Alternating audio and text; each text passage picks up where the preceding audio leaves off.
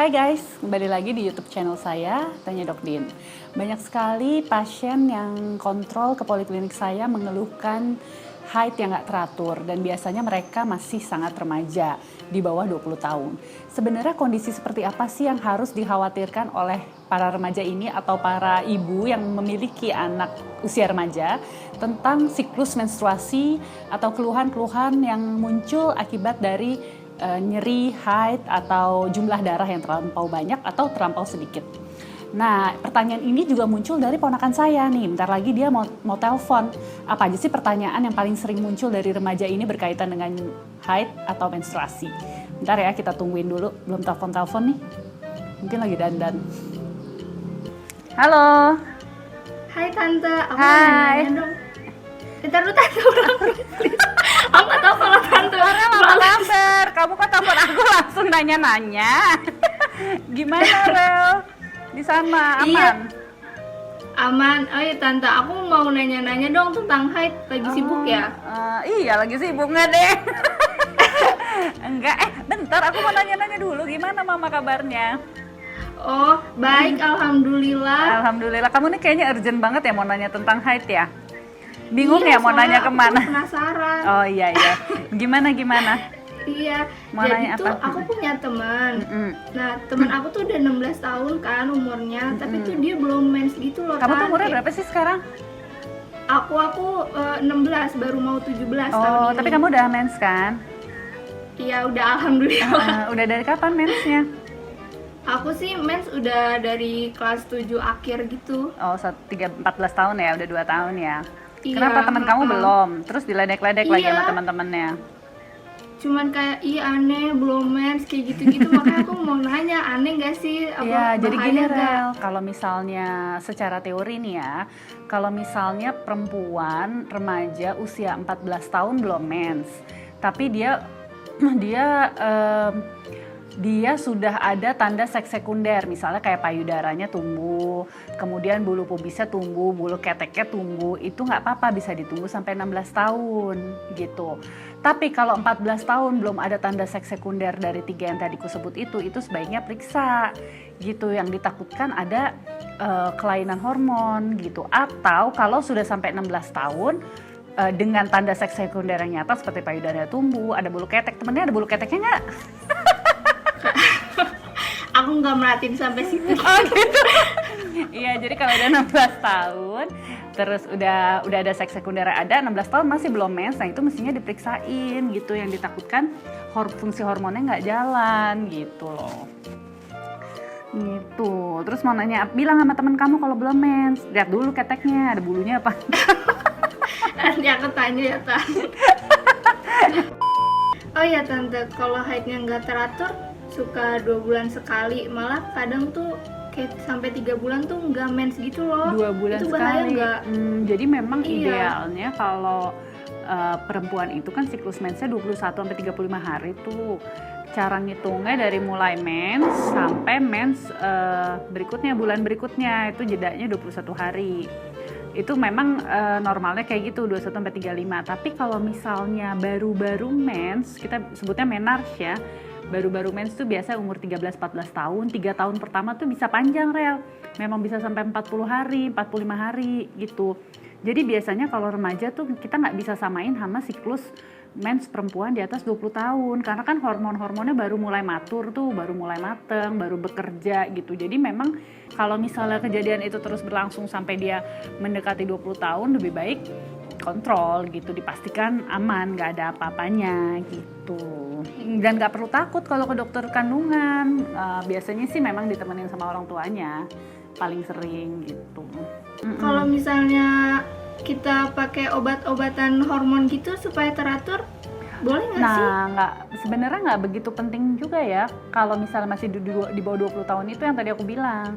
Jadi memang senormalnya perempuan atau remaja yang baru mens tuh 3 tahun pertama memang masih suka kacau, kadang sebulan 2 kali, kadang dalam 3 bulan nggak haid gitu. Jadi pengobatannya ya kita wait and see aja sih, dilihat sampai memang mendekati usia 20 tahun. Kecuali kalau misalnya perdarahannya banyak, misalnya gini, ini kok dalam sebulan nggak berhenti-berhenti, bleeding terus. Nah itu kan kita harus stop kan, apalagi kalau sampai anemia, itu kan lemes jadi mengganggu kan. Setelah obat hormon yang digunakan untuk mengatur siklus haid, menurutku itu case per case, tapi umumnya nggak perlu. Kalaupun pakai, emang biasanya obatnya tuh bener pil KB ya Tan? Memang obat pengatur haid tuh pil KB, makanya biasanya kalau di Amerika kan cuek tuh orang tuanya kalau anaknya pakai pil pengatur hormon itu berupa pil KB.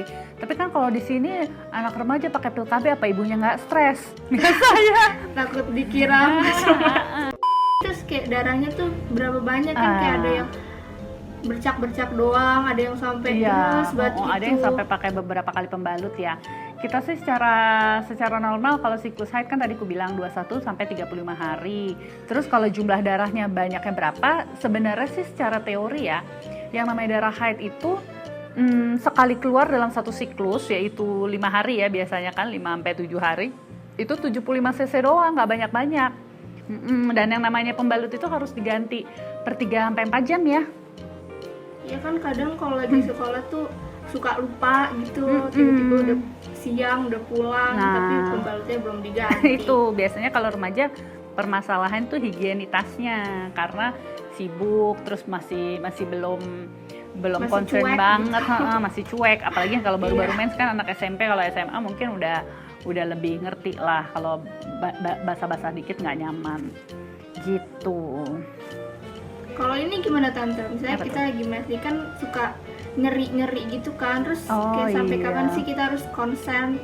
Kayak ini tuh Nyerinya nyeri bahaya atau gimana enggak gitu? ya? Ya memang sih, kita kalau nyeri kan kita bilangnya namanya dysmenorrhea ya. Dysmenorrhea primer, ada yang sekunder. Kalau primer tuh biasanya memang dikeluhkan sama remaja. Kalau dikeluhkan remaja itu biasanya di bawah 20 tahun. Akibatnya hormon, biasanya hormon progesteron yang bermain di nyeri haid itu pada remaja.